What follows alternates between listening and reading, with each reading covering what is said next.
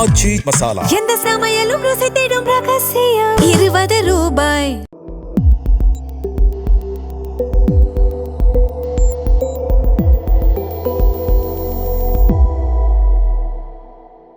தமிழ் தடம் நேயர்களுக்கு வணக்கம். நம்மோடு உரையாட ஊடகவியலாளர் திரு கேப்ரியல் இணைஞ்சிருக்காங்க. அவங்க பேசலாம். வணக்கம். வணக்கம்.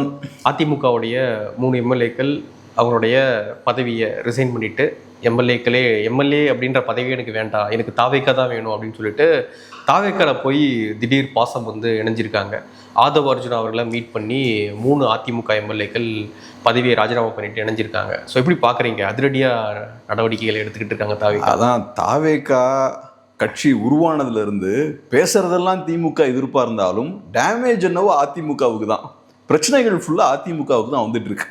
ஸ்டார்டிங்லேயே அதிமுகவோட அரசியலை கைப்பற்றிடுறாங்க. அதுக்கப்புறம் தாவேக்கா வர்சஸ் டிஎம்கேன்ற மாதிரி நரேட்டிவை செட் பண்றாங்க. எலெக்ஷன் முடிஞ்சதுக்கு அப்புறமும் அதிமுக 2ஆ பிளவுபடுது. அப்புறம் அதுல சில சிக்கல்கள்லாம் ஏற்படுது. 2/3 மெஜாரிட்டி இல்லை. இப்போ பார்த்தோம்னா அதிமுக எம்எல்ஏஸ் அங்கே போய் சேர்ந்துருக்காங்க. நீங்கள் சொன்ன மாதிரி மாற்றம் ரொம்ப முக்கியம் இல்லை. ஸோ அதனால தமிழ்நாடு நலன் கருதி மாற்றத்துக்காக அதிமுக எம்எல்ஏஸ் 3 பேர் இப்போ அங்கே போய் சேர்ந்துருக்காங்க. இதெல்லாம் வச்சு பார்க்கும்போது தெரியக்கூடிய விஷயம் என்னன்னா, தாவேக்காவுக்கும் இங்கே இருக்கக்கூடிய மற்ற கட்சிகளுக்கும் ஒரு வித்தியாசமும் கிடையாது. அதிமுக எம்எல்ஏஸுக்கு மக்கள் எதுக்குங்க ஓட் போட்டாங்க? நீங்கள் மக்கள்கிட்ட பிரச்சாரம் பண்ணி மக்கள்கிட்ட இருந்து வாக்குகளை சேகரிச்சுக்கிட்டு அதுக்கப்புறம் நீங்கள் பாட்டுக்கு இன்னைக்கு ஒரு கட்சி பவரில் இருக்கும்போது அங்கே போய் நீங்கள் சேர்றீங்க, உங்கள் பதவியை ரிசைன் பண்ணிவிட்டு. அப்போ மக்களோட ஓட்டுக்கு என்ன மரியாதை? ஒரு 3-4 வாரத்துக்கு முன்னாடி தான் உங்களுக்கு ஓட் போட்டிருக்காங்க. கொஞ்சம் கூட அந்த மக்களோட அந்த வேர்டிக்டை மேண்டேட்டை எதுவும் மதிக்காமல் டக்குன்னு நீங்கள் பாட்டுக்கு தூக்கி போட்டு இப்போ ஜெயிக்கக்கூடிய கட்சியில் போய் சேர்ந்துக்கிட்டீங்க. இன்றைக்கி தாவேக்காவுக்கு எக்ஸாக்டாக ஒரு 3 எம்எல்ஏஸ் தேவைப்படுறாங்க. ஏன் 3 எம்எல்ஏஸ் தேவைப்படுறாங்க? கம்யூனிஸ்டுகள், நம்ம ஏற்கனவே பேசின மாதிரி கம்யூனிஸ்டுகள் கிட்ட 4 இருக்கு. கம்யூனிஸ்டுகள் ஒரு டைம் பாம் தான், எப்போ வேணாலும் வெடிக்கலாம். ஸோ தாவேக்காவுக்கு எக்ஸ்ட்ரா ஒரு 3-4 எம்எல்ஏ தேவை. கரெக்டாக அந்த 3 எம்எல்ஏஸ் பார்த்தோம்னா இப்போ அதிமுகலேருந்து அங்கே போகிறாங்க. இப்போ நீங்கள் சொன்ன விஷயம் என்ன? அதிமுக திமுக இவங்கெல்லாம் கரப்டான பார்ட்டிஸ், அங்கே இருக்கவங்கெல்லாம் கரப்டான பொலிட்டீஷியன்ஸ் தான். இன்னைக்கு இந்த 3 பேர் இங்கே வந்து சேர்றாங்களே, இவங்கெல்லாம் இப்படி ரொம்ப கரெக்டான அரசியல்வாதிகளா கரப்டான அரசியல்வாதிகளா? நான் இங்கே வந்த பிறகு நாங்கள் கரெக்டாக ஆக்கிடுவோம் அப்படி. ஆனால் வர வைக்கிறத கரெக்டான முறையில் கொண்டு வந்தீங்களா வேற ஏதாவது முறையில் கொண்டு அது அவங்க தான் சொல்லணும், நமக்கு தெரியல. இன்பதுரை அவர்கள் சொல்லியிருக்கார், அதிமுகவுடைய இன்பதுரை அவர்கள், இது வந்து குதிரை பேரம் தான். ஏன்னா வந்து இவங்களுடைய ராஜினாமா கடிதத்தை இன்னும் சபாநாயகர் ஏற்றுக்கிறதா சொல்லலை. அதுக்குள்ளே போயிட்டு ஜாயின் பண்ணி உறுப்பினர் கார்டெலாம் வாங்கி அவசரம் மின்னல் வேகத்தில் வெளியிடுறாங்க. அப்படின்னா மாற்றம் முக்கியம் இல்லை, இது வந்து குதிரை பேரம் தான் கண்டிப்பாக அப்படின்னு சொல்லிட்டு அதிமுக. ஒரு விஷயம் என்னன்னா, திமுக அதிமுக பண்ணக்கூடிய அரசியலை அவங்கள விட பெட்டரா தாவேக்கா பண்றாங்க. மீடியாவை மேனேஜ் பண்றதா இருக்கலாம். இப்ப பார்த்தோம்னா ஏகப்பட்ட ஃபேக் நியூஸ் ஸ்ப்ரெட் ஆகிட்டு இருக்கு. இந்த மாதிரியான விஷயங்களெல்லாம் திமுக அதிமுகவை விட தாவேக்கா இன்னும் பெட்டரா பண்றாங்க. அதை தாண்டி இவங்களுக்கு மாற்றலாம் டெஃபினட்டா கிடையாது. ஸோ இப்போ இந்த 3 எம்எல்ஏஸ் பார்த்தோம்னா அங்கே போய் சேர்ந்துருக்காங்க. ஆனால் நான் ஒன்று சொல்றேன், இது ஒன்று இவங்க நினைக்கிற மாதிரி ஈஸியாலாம் இருக்காது. அடுத்தது பை எலெக்ஷன் வரப்போகுது. நம்ம ஃபர்ஸ்ட் சொல்லிக்கிட்டு இருந்தோம், தாவேக்காவை பொறுத்தளவில் அடுத்து ரீஎலெக்ஷன்லாம் வச்சாங்கன்னா ஸ்வீப் பண்ணிடுவாங்கன்னு. அஃப்கோர்ஸ் அது அந்த பாயிண்ட்ல அது கரெக்ட் தான். ஏன்னா அப்போ தாவேக்காவோட ஆட்சியை மக்கள் பார்க்கல, ரிசல்ட் வந்துட்டு இருந்தது. தாவேக்கா ஒரு சிங்கிள் மெஜாரிட்டியை எடுக்க முடியலன்ற சூழல் ஏற்படுது. ஸோ அப்படிப்பட்ட ஒரு சூழல்ல தாவேக்காவால் கவர்மெண்ட் ஃபார்ம் பண்ண முடியலன்னா மக்களுக்கு ஒரு கோவம் வரும். நம்ம ஒரு கட்சிக்கு பெருவாரியாக வாக்களிச்சிருக்கோம், அந்த கட்சியை பவருக்கு வரவிடாமல் ஸ்டாப் பண்ணுறாங்க, அதை முறியடிக்கணும்னு பெருசாக ஓட் போட்டிருப்பாங்க. ஆனால் இப்போ தாவேக்கா ஆட்சியை மக்கள் பார்த்துட்டு இருக்காங்க. மக்கள் எல்லாம் சந்தோஷமாலாம் இல்லை, நிறைய பிரச்சனைகள் வந்துட்டு இருக்கு. நான் ஒரு சின்ன எக்ஸாம்பிள் சொல்கிறேன். நம்ம பக்கத்தில் இருக்க ஒருத்தர், நம்ம ஆஃபீஸ் பக்கத்தில் இருக்க ஒருத்தர், அவர் பெருசாக என்கிட்ட யாருக்கு ஓட் போட்டேன்றதை பற்றிலாம் பேசவே இல்லை. ஆனால் ரீசெண்டாக சில நாட்களுக்கு முன்னாடி என்கிட்ட வந்து சொன்னார் இந்த மாதிரி, நான் வந்து எப்போவுமே திமுகவுக்கு ஓட் போட மாட்டேன், பாஜக என்டிகே இந்த மாதிரியான கட்சிகளுக்கு தான் ஓட் போட்டிருக்கேன். இந்த தடவை நான் ஸ்பெசிஃபிக்காக தாவேக்காவுக்கு போட்டேன். அதுக்கான காரணம் என்னன்னா, என் பையன் சொன்னான் அப்படின்றதுக்காக நான் போட்டேன். சின்ன பையன் தான் அவருக்கு. ஆனால் நான் விஜய் அவர்கள் ஜெயிப்பாருன்னு நினைக்கல, ஜெயிக்க மாட்டார்னு நினச்சி நான் போட்டேன். ஆனால் ஜெயிச்சிட்டார் அப்படின்ற விஷயத்த சொல்கிறார். இதை ஏன் ஸ்பெசிஃபிக்காக இப்போ வந்து அவர் சொல்லணும்னு நினைக்கிறீங்க? சரியில்லை நினைக்கிறாரு. இப்போ அவர் வந்து இது எல்லாமே பெர்ஃபெக்டானு வச்சுக்கோங்களேன், இதை வந்து அவர் சொல்ல மாட்டார். ஸோ ஏதோ ஒரு இடத்துல ஒரு சின்ன மிஸ்டேக் நடந்துருச்சுன்றதை ஃபீல் பண்ணும்போதும் அவராக வந்து என்கிட்ட சொன்னார். இந்த விஷயம் நிறைய இடங்கள்ல இருக்கு. எல்லாம் ஏதோ பெரிய ஆட்சி மாற்றம் வந்துடும், ஏதோ பெரிய அதிரடியான மாற்றங்கள் வரும், இப்படி ஏகப்பட்ட கனவுகள்லாம் நிறைய பேர் ஓட் போட்டாங்க. அந்த மாதிரியான பெரிய மாற்றம்லாம் இது வரைக்கும் எதுவும் வரல. இப்போதைக்கு அவங்க சொல்றது என்னன்னா வெயிட் பண்ணுங்கன்னு தான் சொல்லிக்கிட்டு இருக்காங்க. இன்ஃபேக்ட் நிறைய இடங்கள்ல பார்த்தா இவங்களோட இம்மெச்சூரிட்டியும் இன்எக்ஸ்பீரியன்ஸும் நிறைய இடங்கள்ல வெளிப்பட்டு இருக்கு. நம்ம வரிசையா அதெல்லாம் நம்ம பேசுவோம். ஸோ அதனால ஏகப்பட்ட பிரச்சனைகள் இருக்கு. பை எலெக்ஷன் அடுத்து ஒரு 3-4 months கழிச்சு வருதுன்னு வச்சுப்போம். அப்போ இன்னும் கொஞ்சம் கூட நிறைய பிரச்சனைகள்லாம் வரும். ஆனால் பை எலெக்ஷனில் வந்து ஆளும் கட்சி தான் வின் பண்ணும் அப்படின்ற ஒரு எழுதப்பட விதியானது இருக்கு. கரெக்ட். இப்போ அதை தாண்டி மேபி ஒரு வேவும் இருக்கு, டிவிகே வேவும் இருக்கு. இப்போ மேபி கொஞ்சம் கூடுதலா விட்டமின் கூட இறக்கலாம், நமக்கு தெரியாது. ஏன்னா ஆட்சி அதிகாரம் கையில் இருக்கும் பொழுது தோத்துறக்கூடாது அப்படின்ற ஒரு கவனம் இருக்கும். அந்த நம்பிக்கையெல்லாம் இருக்கிறதால இந்த 3 பேரும் இங்கே போறாங்க, அதெல்லாம் எனக்கு புரியுது. பட் என்னோட பாயிண்ட் என்னன்னா, உங்களுக்கு போக போக நிறைய சிக்கல்கள் வரதான் ஆரம்பிக்கும். நீங்க இப்போதைக்கு உங்களோட அந்த ஃபவுண்டேஷனை பலப்படுத்திக்கணும், நம்ம யாரையும் நம்பி இருக்கக்கூடாது, நம்மளை நம்பியே இருக்கணுன்ற ஒரு இடத்துல இருந்தா இதெல்லாம் பண்ணிட்டு இருக்கீங்க. அதெல்லாம் ரைட்டு. ஆனால் பை எலெக்ஷனே வந்தால் அங்கே சேலஞ்ச் டெஃபினட்டாக இருக்கும். அது போக மற்ற கட்சிகள் எதிர்கட்சி வேலையை ரொம்ப அக்ரெசிவாக பண்ணிட்டு இருக்காங்க. ஒன்றும் இல்லைங்க, இப்போ என்ன ஒரு 15 days ஆட்சி நடந்துட்டு இருக்கு. 15 நாள். இந்த 15 நாளில் எவ்வளவு அதிர்ச்சி தரக்கூடிய செய்திகள் நம்ம பார்க்குறோம், வயலண்டான எவ்வளவு சம்பவங்கள் நம்ம பார்க்குறோம். இப்போ நிர்மல்குமார் அவர்கள் ஃபர்ஸ்ட் சில நாட்களுக்கு முன்னாடி ஒரு ப்ரெஸ் மீட் ஒன்று கொடுக்குறாரு. இப்பயும் ஒன்று கொடுத்துருக்காருன்னு நினைக்கிறேன், இல்லையா? இன்னைக்கு ஒன்று கொடுத்துருக்காருன்னு நினைக்கிறேன். டெய்லி கொடுத்துருக்காரு. ஆமாம். அதில் பார்க்கும்போது அவர் சொல்கிற விஷயம் என்னன்னா, சில பேர் நமக்கு எதிராக செயல்பட்டு இருக்காங்க அப்படின்ற மாதிரி அவர் சொல்கிறார். இது பதில் கிடையாது. கரண்ட் எனக்கு இல்லை. நான் உண்மையை சொல்லணும்னா, எங்கள் வீட்டில் பெரிய பவர் கட் இல்லை, நம்ம ஆஃபீஸ்லேயும் பெரிய பவர் கட் இல்லை. எனக்கு தெரிஞ்ச லாஸ்ட் ஒரு 10 days 1-2 தடவை பவர் கட் வந்தது. பட் நிறைய பேர்கிட்ட பேசும்போது சீரியஸான பவர் கட் இருக்கு. உங்களுக்கு உங்கள் வீட்டில் பவர் கட் இருந்துன்னு சொன்னீங்க. ஸோ நிறைய பேருக்கு ஏகப்பட்ட சிக்கல்கள் இருக்கு, நிறைய பவர் கட் இருக்கு. அப்போ நீங்கள் எங்களுக்கு எதிராக சில பேர் செயல்பட்டு இருக்காங்க, சில பேர் வேணும்னு இந்த மாதிரி பண்ணுறாங்க, அதெல்லாம் பதில் கிடையாது. அதாவது அந்த நிர்வாகத்துக்குள்ள இன்னமும் திமுகவுடைய ஆட்கள் இருந்து சதி பண்ணிக்கிட்டு இருக்காங்க அப்படின்னு அந்த மெசேஜை கன்வே பண்ற மாதிரி அவர் பேசுறாரு. ஸோ ஏதோ ஒரு எங்களுக்கு எதிரான ஒரு வேலை உள்ள நடந்துட்டு இருக்கு அப்படின்றத அவரு சொல்றாரு. இப்ப கரூர் சம்பவம் நடக்கும்போது நீங்க இப்படிதான் பேசுனீங்க, ஒரு சதி நடந்துருச்சு, அதனாலதான் இப்படி நடந்துருச்சுன்னு சொன்னீங்க. நீங்க சதி என்னன்னு சொல்ல மாட்டீங்க, திமுக தான் அது காரணம்னு சொல்ல மாட்டீங்க, இல்ல நாங்க தான் தப்புன்னு ஒத்துக்க மாட்டீங்க. ஆனா ஒரு பிட்டை போட்டுவிட்டு அப்படியே எஸ்கேப் ஆயிடுறது. அது கரூர் சம்பவத்துல நீங்க பண்ணீங்க. இங்க எக்ஸாக்டா அதை தான் நீங்க பண்றீங்க. ஸோ கிளியர் கட்டாக நான் இப்போ பார்க்குறது என்னன்னா, உங்களுக்கு டெலிவர் பண்ணுற பிளானே இல்லை. டெலிவர் பண்ணுற பிளான் இருந்தால் நீங்கள் இப்படி பேச மாட்டீங்க. இன்ஃபேக்ட் நான் ஃபஸ்ட்டு ப்ரெஸ் மீட் அவர் கொடுக்கும்போது இதை பேசுகிறேன், அப்பயும் லைட்டாக ஹிண்ட் பண்ணுறாரு. இந்த பிரச்சனை அந்த பிரச்சனைலாம் சொல்லிட்டு சில பேர் சரியாக செயல்படலைன்ற மாதிரியும் ஒரு டச் பண்ணிட்டு போகிறீங்க. அந்த ஒரு 2 days முன்னாடி ஒரு ப்ரெஸ் மீட் பார்த்தேன். அப்புறம் நான் என்ன பண்ணுறேன், ஒரு ஃபேமஸான இபி டிபார்ட்மெண்ட்டில் இருக்கக்கூடிய ஒரு ஃபேமஸான ஒருத்தர் நிறைய பேசுவார்ல, இபி டிபார்ட்மெண்ட் பற்றி நிறைய இன்டர்வியூஸ்லாம் கொடுப்பார், கொஞ்சம் பெரிய ஒருத்தர் கொடுப்பார் யூடியூப் சேனல்ஸ்லாம். அவர் ஒரு பேட்டி கொடுக்குறாரு. அவர் ரொம்ப அழகாக அதில் பேசுகிறார்.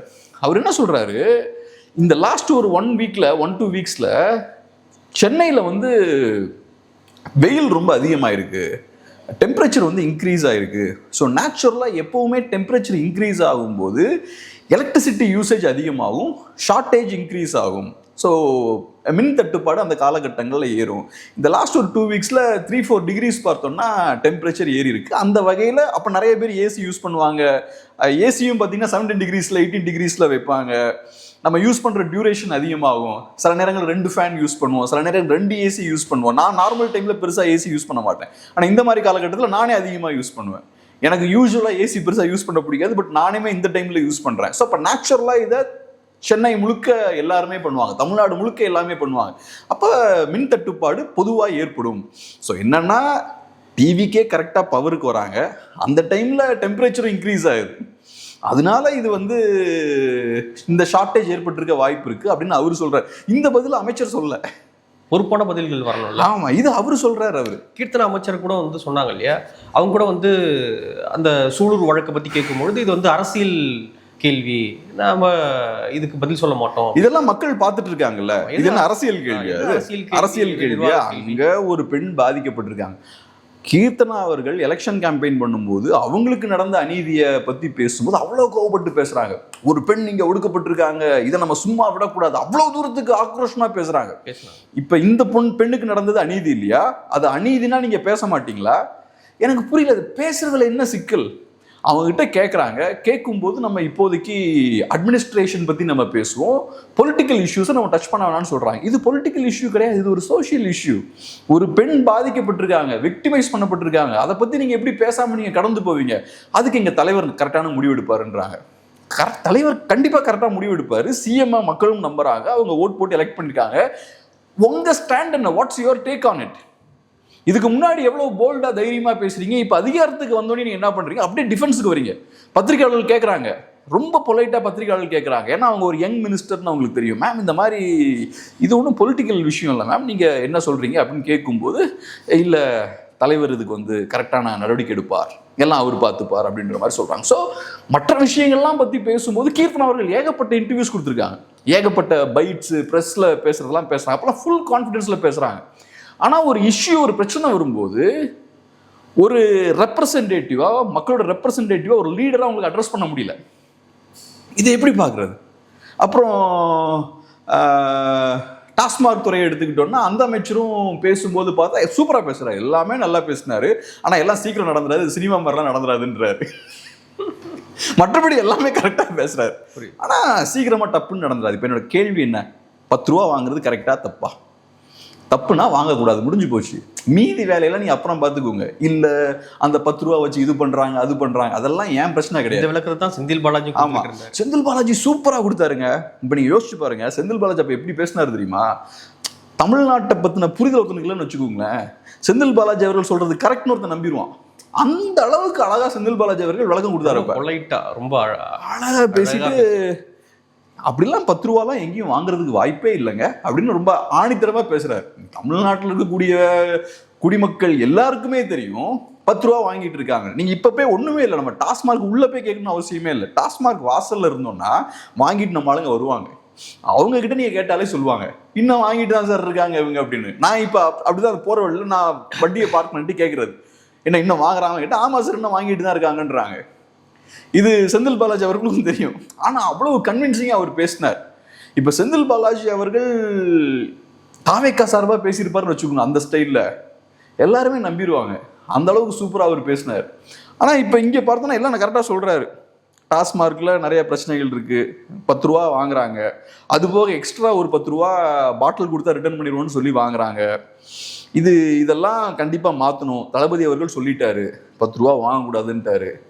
ஆனா எல்லாம் டப்புன்னு எல்லாம் சரி வந்துடாது, சினிமாவில் பண்ற மாதிரிலாம் பண்ணிட முடியாது, நம்ம வெயிட் பண்ணணும். இங்கதான் சிக்கல் வருது.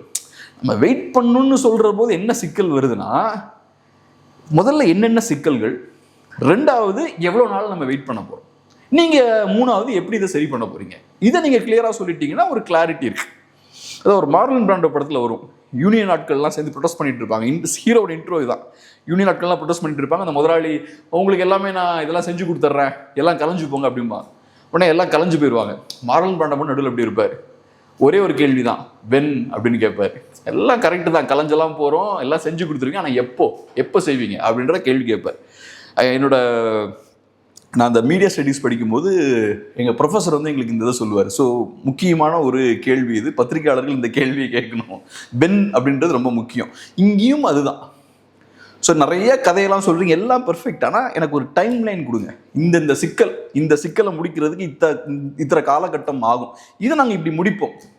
ஆனால் நீங்கள் ஜென்ரலாக நீங்கள் என்ன சொல்கிறீங்க, நிறைய பிரச்சனைகள் இருக்குது, டக்குன்னு உடனே மாற்றிட முடியாது, நேரம் ஆகும் அப்படின்னு சொன்னீங்கன்னா உங்களோட இன்டென்ஷனை கொஸ்டின் கேட்க தோணுது. ஏன்னா இப்போதைக்கு பார்க்கும்போது நீங்கள் எப்போ சொன்னதெல்லாம் டெலிவர் பண்ணுறீங்களோ அப்போ தான் நீங்கள் மாற்றத்தை கொடுக்க ஆரம்பிச்சிருக்கீங்க. நீங்கள் வந்து எங்களுக்கு கடன் நிறையா இருக்குது, டாஸ்மார்க்கில் நிறைய பிரச்சனைகள் இருக்குது, இபி டிபார்ட்மெண்ட் நிறைய பிரச்சனைகள் இருக்குது, இப்படிலாம் சொல்கிற வரைக்கும் நீங்கள் இன்னும் உங்கள் வேலையை சரியாக செய்யலை, இன்னும் மாற்றத்தை கொண்டு வரல. நீங்கள் வெறும் சாக்கு போக்கு மட்டும்தான் இவ்வளோ நாளாக சொல்லிட்டு இருக்கீங்க. இப்போ வரைக்கும் அதான் நடந்துட்டு இருக்கு. இன்னும் நீங்கள் டெலிவர் பண்ண ஆரம்பிக்கல. நான் என்ன பொறுத்தவரை இபி டிபார்ட்மெண்ட் நீங்கள் ஒரே நாள் சரி பண்ணிட முடியாது. கடன் இருக்குன்னு அதை ஒரே நாள் சரி பண்ணிட முடியாது. ஸோ 2500 நான் இப்போ உடனே உங்கள்கிட்ட கேட்க மாட்டேன், ஏன்னா அது கொடுக்க முடியாத ஒரு நாள் எனக்கு தெரியுது, பெரிய ஒரு சுமை இருக்கு. ஆனால் 10 ரூபா எக்ஸ்ட்ரா வாங்குறது தப்பு. அதை நீங்கள் நினச்சிங்கன்னா உடனே ஸ்டாப் பண்ணலாம். கேட்டால் அரசு வந்து சாரி இந்த பில்டிங்கான காஸ்ட்டை நாங்கள் தான் பேர் பண்ணுறோம், அந்த இபி பில் பே பண்ணுறோம், அந்த எம்டி பாட்டில்ஸை ஸ்டோர் பண்ணுற சோஷியல் சர்வீஸாக பண்ணிட்டு இருக்கீங்க. இது வந்து இது ஏதோ இந்த ரேஷன் கடை மாதிரி கிடையாது. ரேஷன் கடையில் லாஸ் வந்து எனக்கு புரிஞ்சுக்க முடியுது, ஏன்னா அதிகமான விலை உள்ள பொருளை கம்மியான ரேட்டுக்கு அங்கே வித்துட்டு இருக்காங்க, அந்த நிறுவனம் நஷ்டத்தில் ஓடிச்சுன்னா எனக்கு புரிஞ்சுக்க முடியுது. இங்கே சீப்பான ஒரு பொருளை அதிக விலை கொடுத்து நான் வாங்கிட்டு இருக்கேன், 50 ரூபா பொருளை 200 ரூபா கொடுத்து வாங்கிட்டு இருக்கேன். அவ்வளவு பணம் கொடுத்து நான் வாங்கிட்டு இருந்தும் இவங்க என்ன பண்றாங்க, இவங்க நாங்க தான் இபி பில் கட்டுறோம் அது இதுன்றாங்க. ஸோ இவங்க என்ன சோஷியல் சர்வீஸா பண்றீங்க, இபி பில்லா நீங்க பே பண்றீங்கன்னா அப்ப அதுல உங்களுக்கும் லாபம் இருக்குல்ல. நீங்க சும்மா ஒண்ணு இதெல்லாம் பண்ண மாட்டீங்க, இவ்வளவு கஷ்டப்பட்டு நஷ்டப்பட்டு எங்க கிட்ட இருந்து காசை வாங்கி நீங்க இபி பில் பே பண்ணிட்டு இருக்கீங்களா? அப்ப உங்களுக்கும் அதுல காசு வருது, அதனால தானே ஃபைட் பண்ற நீ. எனக்கு இபி பில் கட்டணும்னா நீ சண்டை போட்டுருக்க அங்க இருந்து. ஸோ உனக்கும் அதுல லாபம் இருக்கு. அப்ப இந்த 10 ரூபா கம்மியாக்கியாச்சுன்னா இவங்க அந்த இண்டிவிஜுவல்ஸுக்கும் நஷ்டம் இருக்கு, அப்புறம் அரசுக்கும் கொஞ்சம் செலவு வரும். எனக்கு சொன்ன மாதிரி இபி பில் அது இதுன்னு கொஞ்சம் செலவு வரும், அதை கவர்மெண்ட் பே பண்ணிட்டு போட்டோம். நான் என்ன சும்மா ஃப்ரீயாக குடிச்சிட்டு இருக்கேன், எவ்வளோ எக்ஸ்ட்ரா காசு பே பண்ணுறேன். இதில் எனக்கு எதுவும் சிக்கல் இருக்கிற மாதிரி தெரியல. இந்த பிரச்சனை நினச்சா இப்படி முடிச்சிடலாம். 10 ரூபா வாங்குறத ஸ்டாப் பண்ணுறது ஒரு மேட்ரே இல்லை, நாளைக்கே அதை இல்லீகல் ஆக்கிடலாம். அப்படி நீங்கள் இல்லீகல் ஆக்குனதுக்கப்புறம் அந்த சிஸ்டம் கொலாப்ஸ் ஆகுதான்னு பார்ப்போம். ஆகாது, ஏன்னா தங்க முட்டை போடுற வாத்து ஒவ்வொரு கடையும் கோடிக்கணக்காக சம்பாதிச்சுட்டு இருக்கு. ஆனால் பேசும்போது பார்த்தீங்கன்னா ஏதோ ரேஷன் கடை நடத்துகிற மாதிரி, ஏதோ சோஷியல் சர்வீஸ் பண்ணிட்டு இருக்கிற மாதிரி, பயங்கரமான நஷ்டத்தை ஃபேஸ் பண்ணுற மாதிரி முரட்டுத்தனமாக சம்பாதிக்கக்கூடிய ஒரு துறை அது. ஸோ அதனால உள்ள இன்னொன்று நீங்கள் கவனிச்சிங்கன்னா தெரியும், டாஸ்மாக் மினிஸ்டர் வந்து சொல்லும்பொழுது ஃபுல்லாக மூடிட முடியாது டாஸ்மாக். ஏன் நீங்கள் சொல்லுங்க பார்க்கலாம் அப்படின்றாரு. கள்ளச்சாராயன்றாங்க. ஆமாம் கரெக்டாக சொல்கிறீங்க, கள்ளச்சாராயம் வந்து பெருகிறோம் அப்படின்னு. அப்போனா கவர்மெண்ட்னுடைய இன்டென்ஷன் பூர்ண மதுவிலக்கு கிடையாது. ப்ராமிஸ் பண்ணல, பூர்ண மதுவிலக்கு அவங்க ப்ராமிஸ் பண்ணல. ஆனால் வந்த உடனே 717 கடைகளை மூடுறாங்க அப்படின்னு உடனே நிறைய தாவேக்காவினர் வந்து படிப்படியாக இனி கொண்டு வரப்படும், பெண்களுக்கு இதனால வந்து நல்ல ஒரு விஷயம் நடக்க போகுது அப்படின்லாம் சொல்லிட்டு இருந்தாங்க. ஆனால் அவ்வளோதான், 717 தான். மேபி இன்னும் கொஞ்சம் கூட எங்கேயாவது கூடலாம் ஃபியூச்சரில். ஆனால் பூர்ண மதுவிலக்கு அப்படின்றத நோக்கி இந்த அரசு நகரலன்னு தெரியுது. பெருசாக 700 கடைகளே இப்போ ஃபுல்லாக மூடிட்டாங்கன்னு தெரியல, ஆனால் இன்னும் அதிகமாக மூடுறது வாய்ப்பு இருக்கான்னு தெரில. பட் எனிவே நம்ம பார்க்க வேண்டியது ஓவரால் ரெவன்யூ கம்மியாக இருக்கான்னு நம்ம பார்க்கணும், அதை நம்ம செக் பண்ணுவோம். ஒவ்வொரு வருஷமும் நம்ம பார்த்துடலாம் அதை. ஆனால் இப்போ தாவேக்காவோட ப்ராமிஸ் என்னன்னா போதை கலாச்சாரத்தை கண்ட்ரோல் பண்ணணும்னு சொல்லியிருக்காங்க, இந்த அடிக்ஷன்லாம் கம்மி பண்ணுவோன்னு ஏதோ பேசியிருக்காங்க. எக்ஸாக்டான டேர்ம் தெரில, ஆனால் அவங்க டோட்டல் ப்ரொஹிபிஷன் அவங்க ப்ராமிஸ் பண்ணல, பூர்ண மது விலக்க ப்ராமிஸ் பண்ணல. பட் இருந்தாலும் நீங்கள் சொன்ன மாதிரி அவங்க சொல்கிறத வச்சு பார்க்கும்போது மதுவுக்கான இம்பார்ட்டன்ஸை கம்மி பண்ணும், அதான் அவங்களோட ப்ராமிஸாக இருக்கு. ஆனால் இப்போ என்னன்னு பார்த்தோம்னா வந்த உடனேயுமே அமைச்சர் கீர்த்தனா அவர்களாக இருக்கலாம், விஜய் அவர்கள் பதவி இருக்கும்போதே அவர் சொல்றாரு நமக்கு வந்து பெரிய ஒரு நிதிச்சுமை இருக்கு அப்படின்ற விஷயத்த சொல்றாரு. அப்புறம் வேற சில பேரும் அதை பேசியிருக்காங்கன்னு நினைக்கிறேன். ஸோ இப்போ டிவிகேவை பொறுத்தளவு நிதிச்சுமை பெருசாக இருக்கு அப்படின்ற ஒரு பாயிண்ட்டை சொல்லிக்கிட்டே இருக்காங்க. ஏன்னா இப்போ அவங்களுக்கு தெரியுது களத்தில் இறங்கியாச்சு, அடுத்தது ஒவ்வொன்றா கேட்க ஆரம்பிப்பாங்கன்னு தெரியுது. ஸோ அவங்க வந்து ஒரு சின்ன ஒரு டிஸ்க்ளைமர் போடுறாங்க, ரொம்ப அவசரப்படாதீங்க, இங்கே நிறைய சிக்கல் இருக்குது, அதெல்லாம் ஏற்றுக்கிறேன், அதில் ஒன்றும் தப்பு கிடையாது. புதுசாக வரும்போது உங்களுக்கு பெரிய எக்ஸ்பீரியன்ஸ் இருக்காது, என்ன இருக்குது என்ன இல்லைன்னு தெரியாது, கடன் இருக்குன்றது நம்ம எல்லாருக்குமே தெரியும். அப்போ கண்டிப்பாக ஸ்லோவாக தான் மூவ் பண்ண முடியும். அப்படி இருக்கும்போது இவங்க நினைக்கிற மாதிரி எல்லாத்தையும் டக்கு டக்குன்னுலாம் பண்ணிட முடியாது. இவங்க பெரிய அளவில் டாஸ்மார்க்கை நம்பி இருக்காங்க. ஸோ டாஸ்மார்க்லேருந்து வரக்கூடிய வருமானத்தை பெரிய அளவில் நம்பி இருக்கிறார்கள். அப்போ நம்ம செய்ய வேண்டிய விஷயம் என்னன்னா, இதிலிருந்து மீண்டு வரணும்னா தேவையில்லாத செலவுகளை கம்மி பண்ணணும். ரெண்டாவது நியாயமான வருவாயை நம்ம உருவாக்கணும். ரெவென்யூ சோர்ஸ் ப்ராப்பராக இருக்கணும். இது தவறான ரெவென்யூ சோர்ஸ். சாதாரண மக்களை அவங்களோட அடிக்ஷனை யூஸ் பண்ணி அரசு பணம் சம்பாதிக்கிறது தப்பு. இது ரோட்டில் இருக்க சின்ன பையன் கூட அதை சொல்லுவான். அதனால இப்போ நீங்கள் என்ன சொல்ல வரீங்கன்னா 10 ரூபா குறைப்பாங்கன்னு கேட்டால் அதுக்கும் பதில் சொல்ல மாட்டேங்கிறீங்க, சரியா? இன்ஃபேக்ட் நான் என்ன சொல்லுவேன், தமிழ் மக்கள் நெக்ஸ்ட் ஸ்டேஜுக்கு போகணும். அந்த 10 ரூபாவை ஸ்டாப் பண்ணணும். ரெண்டாவது டாஸ்மார்க்கில் இருக்கக்கூடிய அந்த விற்கக்கூடிய பொருட்களோட குவாலிட்டியை ஒன்றில் இன்க்ரீஸ் பண்ணணும், இல்லைன்னா ரேட்டை குறைக்கணும். நீ 50 ரூபா பொருளை விற்கிறன்னா 60 ரூபாய்க்கு விற்கலாம், 70 ரூபாய்க்கு விற்கலாம், 200 ரூபாய்க்கு விற்கக்கூடாது. இல்லைன்னா 200 ரூபா நீங்கள் வாங்குறீங்கன்னா 180 ரூபாய்க்கு தரமான ஒரு பொருளை கொடுங்க, நல்ல எக்ஸ்ட்ராடினரியான ஒரு பொருளை கொடுங்க, உடம்புக்காவது கொஞ்சம் நல்லதாக இருக்கும். இது ரெண்டுல ஏதாவது ஒன்று பண்ணும். அது ரெண்டும் பண்ணாமல் நான் 50 ரூபா பொருளை 200 ரூபாய்க்கு விற்பேன், 150 ரூபா லாபம் பார்ப்பேன்னா அது நியாயமான விஷயமே கிடையாது. ஸோ இந்த துறையில் நிறையா சிக்கல் இருக்குது. நீங்கள் நிஜமாவே மாற்றம் கொண்டு வரணும்னு நினைக்கிறீங்கன்னா இதெல்லாம் தான் நீங்கள் மாற்றணும். ஓகே, இப்போ நம்ம தொடங்கினது வந்து தாவேக்காவுடைய அரசியலில் தொடங்கணும், நிர்வாகத்தில் வந்திருக்கோம், திரும்ப தாவேக்காவுடைய அரசியல் நோக்கி கனெக்டட். இதெல்லாமே கனெக்டட். இப்போ தாவேக்காவுடைய அந்த மாற்றம் அப்படின்ற விஷயத்தை தான் முன் வச்சாங்க. இப்போ நடக்கக்கூடிய விஷயங்கள்லாம் பார்க்கும்பொழுது திமுக என்ன பண்ணாங்களோ அதே அரசியல் தான் பண்ணுறாங்க. நிர்வாகத்தை விடுங்க, ஒரு பக்கம் அரசியலாக பார்த்தாலுமே அதே அரசியலை தான் பண்ணிக்கிட்டு இருக்காங்க. அதே அங்கிருந்த ஆட்களை இங்கே கூப்பிடுறது, அதே ஆட்களை கொடுக்கறது, அதே விஷயம் தான். ஒரு விஷயத்த ப்ராமிஸ் பண்றது, அதை செய்ய முடியலன்னா முன்னாடி ஆட்சியில் இருந்தவங்களை குற்றம் சொல்றது. திமுக அதை தான் பண்ணாங்க, அதிமுகவும் அதை தான் பண்ணாங்க, இவங்களும் இப்போ அதை தான் பண்றாங்க. அதே இலவசங்கள், அதே இதுதான் பண்ணிட்டு இருக்காங்க. ஆமா. ஸோ இப்போ அதை தாண்டி தனிப்பெரும்பான்மை அப்படின்ற ஒரு இடத்தை நோக்கி தாவேக்கா நகருதா அப்படின்ற ஒரு கேள்வி இருக்குல்ல. தாவேக்காவுக்கு அது பெரிய சேலஞ்சுங்க. டே 1ல இருந்து அது பெரிய சேலஞ்ச். அதை முறியடிக்கணும் அப்படின்றத பிளான் பண்ணி அவங்க ட்ரை பண்ணிக்கிட்டே இருக்காங்க. ஃபர்ஸ்ட் டேல இருந்தே நம்ம யாரையும் சார்ந்து இருக்கக்கூடாது, நம்ம கண்ட்ரோலில் பவர் இருக்கணும் அப்படின்னு அவங்க பார்க்குறாங்க. எடுத்த உடனேயும் பார்த்தோம்னா ஃபர்ஸ்ட் ரொம்ப ப்ரிகேரியஸான சிச்சுவேஷன் இருக்கு. தாவேக்காவுக்கு பிகெஸ்ட் பார்ட்டியாக இருக்காங்க, பட் சிறிய கட்சிகளை உள்ளே கொண்டு வர முடியல. அதுக்கப்புறம் காங்கிரஸ் மட்டும் வராங்க, அப்புறம் IUML VCK உள்ளே வராங்க. ஆனாலும் அந்த 4 சீட் இடதுசாரிகள்கிட்ட இருக்கு பாருங்க, அது ஒரு டைம் பாம். இப்போ ஸோ அப்படி ஒரு சூழல் இருக்கும்போது என்ன பண்ணுறாங்க, ADMKவை உள்ளழுக்க முயற்சி பண்ணுறாங்க. அங்கேயும் பிரச்சனைகள் வருது, கட்சியை 2ஆக உடைக்க முடியல அப்படின்ற சூழல் ஏற்படுது. அதுக்கப்புறம் இப்போ MLAஸை உள்ளே கொண்டு வராங்க. ஸோ MLAஸை உள்ளே கொண்டு வந்தாச்சுன்னா தாவேக்கா கொஞ்சம் ஃப்ரீயாக ஒர்க் பண்ணலாம். இப்போ சிக்கல் என்னன்னா, நீங்கள் நிறைய மாற்றங்கள் கொண்டு வர போகிறோன்னு சொல்லி வரீங்க, ஆனால் உங்களால் ஃப்ரீயாக செயல்பட முடியாது. இது நம்ம ப்ராக்டிக்கலாக பேசுவோமே, ஃப்ரீயாக அவங்களால செயல்பட முடியாது. இடதுசாரிகள் பாஜக எதிர்ப்பும்பாங்க, VCK வேற ஒரு அரசியலை பேசுவாங்க, அதிமுககாரங்க உள்ள வந்தாங்கன்னா அவங்க வேற சில விஷயங்கள் பேசுவாங்க. பட் அங்கே இருக்கிற MLAஸை டைரெக்டாக நீங்கள் உள்ளே கொண்டு வந்தாச்சுன்னா அவங்க உங்கள் கட்சிக்காரங்களாயிருவாங்க. அதுக்கப்புறம் யூல் பி வெரி சேஃப். நீங்கள் இடதுசாரிகள் நம்பி இருக்க மாட்டீங்க, பிரச்சனை வந்தால் இடதுசாரிகளை வழி அனுப்பி வைக்கலாம் டாட்டா காணிச்சு. அந்த சிக்கல் உங்களுக்கு இருக்காது. அந்த ஒரு சேஃப்டி வேணும்னு தாவேக்கா பார்க்குறாங்க. அந்த சேஃப்டியை அச்சீவ் பண்ணுறதுக்கு தாவேக்கா கையாளக்கூடிய வழிமுறை பார்த்தோம்னா சரியா இல்லை. அடுத்த கட்சியிலிருந்து ஒரு 3 பேரை நீங்கள் உள்ளே சேர்க்குறீங்கன்னா அதுவும் பாருங்க, அவங்க பாட்டுக்கு யோசிக்காமல் அவங்களோட பதவியை ரிசைன் பண்ணிட்டு வராங்க. இப்போதான் பதவி எடுத்தாங்க, டக்குன்னு அடுத்தது பதவி. அந்த தொகுதியில் தாவேக்காவை தோக்கடிச்சிட்டு தான் மக்கள் உங்களுக்கு ஓட்டு போட்டுருக்காங்க. ஆமாம், தாவேக்காவை தோக்கடிச்சு மக்கள் உங்களுக்கு ஓட் போட்டிருக்காங்க. மக்கள் உங்களுக்கு முதல்ல ஓட் போட்டிருக்காங்க சார், அதை ரெஸ்பெக்ட் பண்ணுங்க. நீங்கள் யாருக்காக இப்போ ரிசைன் பண்ணுறீங்க? நீங்கள் மக்களுக்காக ரிசைன் பண்ணீங்கன்னா நான் புரிஞ்சுப்பேன். இப்போ நீங்கள் மக்களுக்காக ரிசைன் பண்ணல, யாருக்காக ரிசைன் பண்ணுறீங்க? நீங்கள் நல்லா இருக்கணுன்றதுக்காக ரிசைன் பண்ணுறீங்க. தாவேக்காவுக்கு தேவை இருக்குது. ஸோ தாவேக்காவின் தேவையின் அடிப்படையில் மக்கள் உங்களுக்கு கொடுத்த பதவியை தூக்கி போடுறீங்க. திரும்ப கொடுப்பாங்கன்னு நம்புறாங்க. கொடுத்தா ஆளுங்கட்சி அப்படின்ற இதோட இன்னும் நிறைய செய்வேன் நான். கொடுக்கக்கூடாது, ஆனால் அவங்க நம்புறாங்க. ஏன்னா அவங்களுக்கு தெரியும், தமிழ் மக்களை நிறைய வருஷமா பார்த்துட்டு இருக்காங்கல்ல, தமிழ் மக்களை என்ன பண்ணலாம்னு அவங்களுக்கு தெரியும். ஆனால் தமிழ் மக்கள் விழிக்கணும், இப்படிலாம் இருக்கக்கூடாது. என்ன நீ மிஸ்ட்ரீட் பண்ணக்கூடாது. நான் என் வேலையை விட்டுட்டு வந்து உனக்கு ஓட் போட்டிருக்கேன், நீ பாட்டுக்கு தாவேக்காவுக்கு மெஜாரிட்டிலேருந்து அவன் பிரச்சனை. நீங்கள் நான் போட்ட ஓட்டை தூக்கி போட்டு உதாசனப்படுத்திட்டு பதவியை ரிசைன் பண்ணிட்டு அங்கே போவீங்களா என்ன?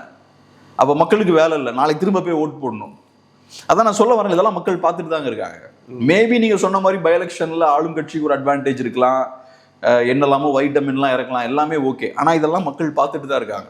இதெல்லாம் தாவேக்காவுக்கு நெகட்டிவான ஒரு நேம் தான் பெற்றுத்தரும். ஒன்று, நீங்கள் காங்கிரஸோட சேர்றதும் நெகட்டிவ் தான், VCKவோட சேர்றதும் நெகட்டிவ் தான். இவங்களெல்லாம் என்ன சொன்னீங்க நீங்கள் இதுக்கு முன்னாடி? கல்லாப்பெட்டி கூட்டணி. அப்போ இந்த கல்லாப்பெட்டி கூட்டணி இப்போ யார் கூட இருக்காங்க? தாவேக்காவோட இருக்காங்க. உங்கள் கூட இருந்தால் என்ன கூட்டணி அது? சமூக நீதி கூட்டணி. சமூக நீதியா? மாற்றத்துக்கான கூட்டணி, மதசார்பற்ற முற்போக்கு கூட்டணி. ஸோ இப்போ நீங்க சொன்ன அதே கல்லாப்பெட்டி கூட்டணி தான் இன்னைக்கு உங்க கூட வந்திருக்காங்க. அப்ப நேத்து என்ன அஜெண்டாவோட திமுகவோட இருந்தாங்களோ அதே அஜெண்டாவோட தான் நீங்க உங்க கூட இருப்பாங்க. அப்ப திமுக அவங்களுக்கு என்ன செய்யறாங்களோ அதை நீங்க செய்றீங்கன்னு அர்த்தம். சும்மா உங்க கூட வந்து உட்கார மாட்டாங்கல்ல. இப்ப அது போக நீங்க என்ன பண்றீங்க? அதிமுக இருக்கக்கூடிய MLAs உள்ளா கொண்டு வரீங்க, கொண்டு வந்தாச்சு. கட்சியை 2ஆக உடைக்கிறதுக்கான வேலைகள் பாக்குறீங்க. இதெல்லாம் மக்கள் பார்த்துட்டு தானே இருக்காங்க. ஸோ அப்போ யோசிப்பாங்க, என்ன பெரிய மாற்றா இருக்கும்னு நினைச்சோம், நம்ம எதிர்பாராத மாற்றங்கள்லாம் இங்கே நடந்துட்டு இருக்கு அப்படின்ற மாதிரி மக்கள் யோசிப்பாங்க. அதனால இப்போ நான் என்ன சொல்லுவேன்னா, TVKவை பொறுத்தளவில் இனிமேல் டெலிவர் பண்ண ஆரம்பிக்கணும். இப்பயும் பார்க்குறேன் அமைச்சர் கீர்த்தனா அவர்கள் ஒரு ஹாஸ்பிட்டலும் இங்கே போகிறாங்க, முரட்டுத்தனமான மியூசிக் பிஜிஎம்லாம் பின்னாடி ஓடுது. உங்களுக்கு ஒரு கேள்வி கேட்குறாங்க, உங்கள் ஆட்சியில் நடக்கக்கூடிய நடந்த ஒரு பெரிய தவறு குறித்து ஒரு கேள்வி கேட்குறாங்க, அதுக்கு நீங்கள் ஓப்பனாக பதில் சொல்ல மாட்டேங்கிறீங்க. டக்குன்னு அப்போ எனக்கு ஆக்சுவலாக பாவமாக தான் இருந்தது. ஏன்னா எங்கான ஏஜ், அந்த ஏஜில் நம்மளாம் என்ன பண்ணிட்டு இருப்போம். ஸோ அந்த ஏஜில் அவங்க மினிஸ்டர் ஆகிருக்காங்க, அதெல்லாம் ஓகே. ஆனால் அங்கே ஒரு ப்ராப்பரான ஒரு பதில் அவங்களால சொல்ல முடியல. ஆனால் நீங்கள் ரீல்ஸ் பார்த்தீங்கன்னா முரட்டுத்தனமாக போடுறீங்க, பயங்கரமான ரீல்ஸ்லாம் அடித்து போடுறீங்க. அப்புறம் எல்லாரும் பார்த்தீங்கன்னா இப்போ ஆய்வு போய்கிட்டு இருக்காங்க, ஏகப்பட்ட அமைச்சர்கள் ஆய்வு போகிறாங்க, அதுவும் பார்த்தீங்கன்னா முரட்டுத்தனமான ரீல்ஸாக எல்லாம் வெளியே வந்துட்டு இருக்கு. ஆனால் இப்போ நீங்கள் ஜெயிச்சாச்சு. ஜெயிக்கிறதுக்கு முன்னாடி வரைக்கும் ரீல்ஸ் ஓகே, நீங்கள் ரீல்ஸ் போடுறீங்க, மக்கள்கிட்ட ரீச் ஆகிறீங்க, ரீச் ஆனதுக்கப்புறம் அது ஓட்டாக மாறுது. ஆனால் இப்போ அந்த போர் முடிஞ்சுதுங்க, அதை புரிஞ்சுக்குங்க. போர் முடிஞ்சுது, நீங்கள் ஜெயிச்சாச்சு, இப்போ நீங்கள் அதிகாரத்துக்கு வந்தாச்சு, சீட்டில் உட்காந்தாச்சு. இனி நீங்கள் நல்ல அட்மினிஸ்ட்ரேஷன் கொடுக்கணும், சொன்ன விஷயங்களெல்லாம் டெலிவர் பண்ணணும். அந்த வேலையை பார்க்க ஆரம்பித்தா பெட்டர். இன்னும் நீங்கள் இந்த பப்ளிக் பர்செப்ஷனை பில்ட் பண்ணுறது, ரீல்ஸ் போடுறது, அடுத்த எலெக்ஷனுக்கு டைம் இருக்குது.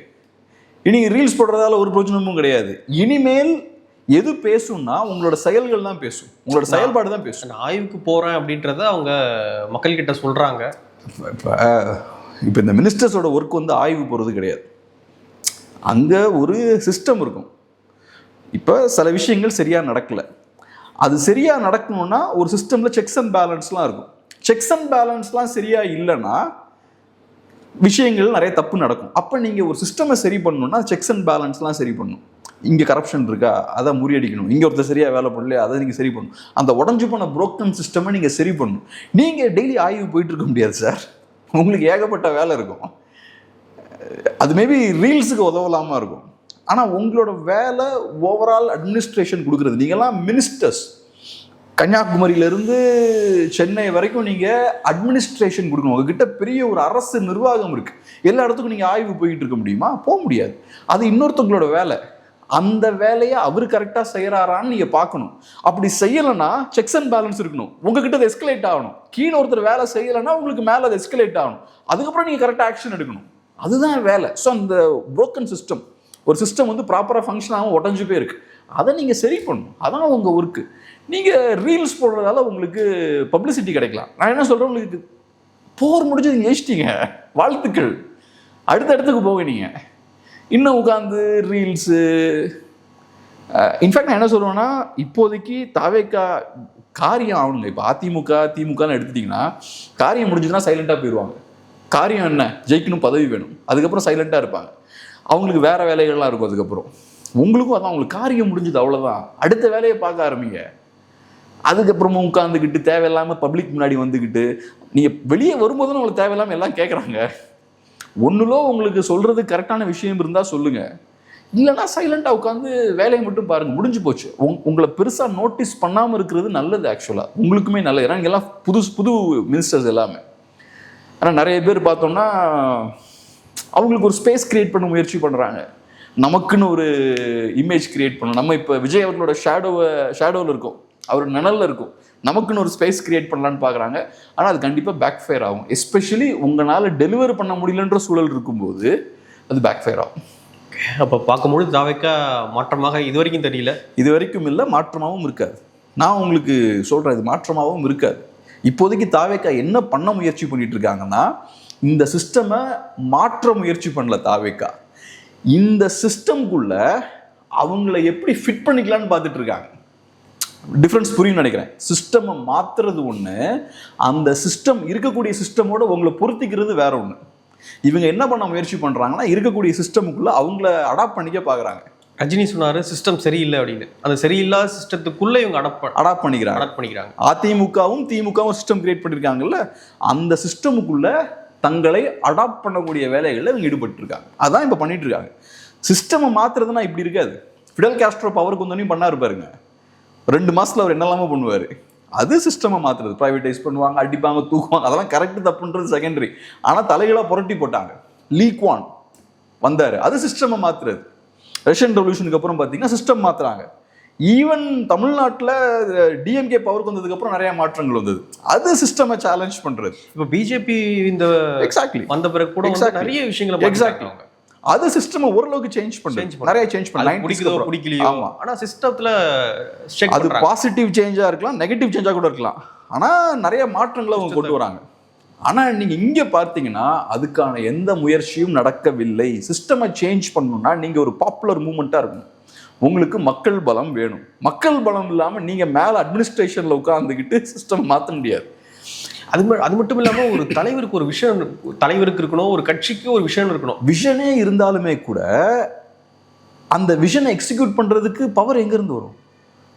கருணாநிதி அவர்களுக்கு அந்த காலத்துல, கருணாநிதி அவர்களுக்கு, அண்ணா அவர்களுக்கு மக்களோட பேக்கிங் இருக்குது. ஒரு பெரிய ஒரு பொலிட்டிக்கல் மூவ்மெண்ட் பில்ட் பண்றாங்க. அந்த மூவ்மெண்ட் அடுத்தது அண்ணா அவர்களை சிஎம் சேர்ல உட்கார வைக்குது. அந்த சிஸ்டம் அண்ணா சொல்ற பேச்சை கேட்கலன்னா மக்களோட பவரை நீங்க யூஸ் பண்ணுவீங்க, சேலஞ்ச் பண்ணுவீங்க சிஸ்டமை. அப்படிதான் நீங்க சேஞ்ச் கொண்டு வர முடியும். ஃபிடல் காஸ்ட்ரோக்கு எப்படி அங்க இருக்க முதலாளிகள் எல்லாம் மீறி செயல்பட முடிஞ்சது? ஏன்னா அவருக்கு பாப்புலர் லீடர், அவர் மக்களோட சப்போர்ட் இருந்தது. வெறுமனே ஃபேன்ஸ் கிடையாது. ஃபேன்ஸ்ன்றவங்க விசில் அடிப்பாங்க, கை காட்டுவாங்க, அது பொலிட்டிக்கல் சப்போர்ட் கிடையாது. பொலிட்டிக்கல் சப்போர்ட்ன்றது உங்களோட டிசிப்ளின்டா வந்து நிற்கிறதுக்கான ஸ்ட்ரென்த் வேணும். அவங்ககிட்ட நீங்க சொன்னீங்கன்னா அவங்க ஆர்கனைஸ்டா டிசிப்ளின்டா உங்களுக்காக ஒர்க் பண்ணுவாங்க. அதெல்லாம் இல்லாம நீங்க விசில் அடிச்சுட்டு இருந்தீங்கன்னா நீங்க கூப்பிடுவீங்க அவங்கள போராட்டத்துக்கு, விசில் அடிச்சுட்டு உங்களை பார்த்து கட்டு போயிடுவாங்க. இப்பயுமே வந்து சமூக வலைதளங்கள்ல முக்கியமான தாவேக்கா ஃபாலோவர்ஸ்லாம் போடுறாங்க, அண்ணா உங்க ஷர்ட் சூப்பரா இருக்குண்ணே, அண்ணா காப்பு சூப்பரா இருக்குண்ணே, ஹேர் ஸ்டைல் நீங்க பயங்கரம்.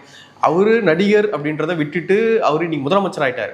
முதலமைச்சர் எப்படி பார்க்கணும், நடிகர் எப்படி பார்க்கணும் அப்படின்றது கூட தெரியாம முக்கியமான ஆட்களே அப்படிதான். நீங்க சொன்ன மாதிரி ஒரு தலைவரை ஜட்ஜ் பண்ணும்போது அவரோட ஹேர் ஸ்டைல் எப்படி இருக்குன்றது முக்கியம் இல்லை, அவரோட ஒர்க் எப்படி இருக்குன்னு தான் முக்கியம். நடிகர் ஓகே, ஒரு நடிகர் ஸ்டைல் நல்லா பண்றாரு, சிகரெட் அப்படி சுத்தி எடுத்து வாயில போடுறாரு, எல்லாமே சூப்பர், ரைட்டு, அதுமே கரெக்ட், தப்பு தான். ஆனா ஓகே, ஏதோ ஒன்று பண்ணிட்டு போங்க, உங்க இஷ்டம். ஆனா சிஎம் நீங்க பார்க்கும்போது இப்ப நம்ம சொன்ன ஆங்கிள் இருந்து நீங்க பார்க்கணும். சேஞ்சுன்னு சொன்னீங்க, என்னென்ன சேஞ்ச்லாம் கொண்டு வந்தீங்க, என்ன கோப்புல கையெழுத்து போட்டீங்க, என்ன நடந்துகிட்டு இருக்கு. 10 ரூபாவை எலிமினேட் பண்றது ஈஸியான வேலைங்க. நான் சொல்றேன், உள்ளதே ஈஸியானது 10 ரூபாய் எலிமினேட் பண்றதுதான். 10 ரூபாய் யாரும் வாங்கக்கூடாது, முடிஞ்சு போச்சு, கேம் ஓவர். அதனால ஏற்படக்கூடிய லாஸ் நாங்கள் காம்பன்சேட் பண்ணிக்கிறோம். இப்போ பில்டிங் ரெண்ட் பே பண்ணலையா, அதை நாங்கள் இனி பே பண்ணிக்கிறோம். ஆனால் நீங்கள் பில்டிங் ரெண்ட் பேரில் நீங்கள் 10 ரூபா எக்ஸ்ட்ரா வாங்கக்கூடாது. இதுதான் உள்ளதுலேயே ஈஸியானது. கவர்மெண்ட்டுக்கு ஒரு நஷ்டமும் வரப்போகிறது இல்லை, ஏன்னா அபரிமிதமான லாபத்தை நம்ம கொடுத்துட்ருக்கோம். இந்த ரெண்டெல்லாம் பே பண்ணாலும் ஒன்றும் நஷ்டம் வந்துட போகிறது கிடையாது. ஆனால் அதை பண்ணுறதுக்கான வில் பவர் இல்லை. ஸோ அதான் நான் சொல்ல வரேன், இங்கே ஒரு சிக்கல் இருக்குது. அதை சேஞ்ச் பண்ணவங்க முயற்சி பண்ணல, அதுக்குள்ளே தங்களை ஃபிட் பண்ண முயற்சி பண்ணுறாங்க. இவங்களும் மற்ற கட்சிகள் மாதிரி இதுக்கு முன்னாடி வந்தவங்க ரொம்ப மோசமாக பண்ணிட்டாங்க. இதுக்கு முன்னாடி வந்தவங்க பார்த்தீங்கன்னா நிறைய கடன் வாங்கிட்டாங்க, ஃபுல்லாக வலிச்சு எடுத்துட்டாங்க. அவ்வளோ மோசமாக இருக்குன்னா நீங்கள் ஏன் இப்போ மாற்று கொடுக்கணும்னு சொன்னீங்க? அப்போ இதெல்லாம் சொல்லலை.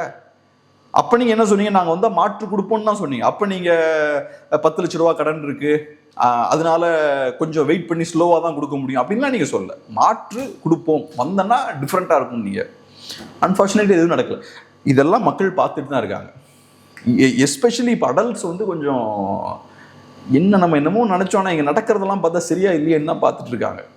ஆனால் நான் என்ன நினைக்கிறேன்னா, இவங்க ஈஸியாலாம் இதையும் விட்டுட்டுலாம் போக மாட்டாங்க, டஃப்பாக தான் ஃபைட் பண்ணுவாங்க. ஏன்னா அந்த ஒரு ஸ்கில் இருக்குது. திமுக அதிமுகவோட அந்த ஒரு டேலண்ட் உங்களுக்கு இருக்கு. பார்க்கலாம். நிறைய விஷயங்கள் மூலம் பகிர்ந்துக்கிட்டீங்க. நன்றி.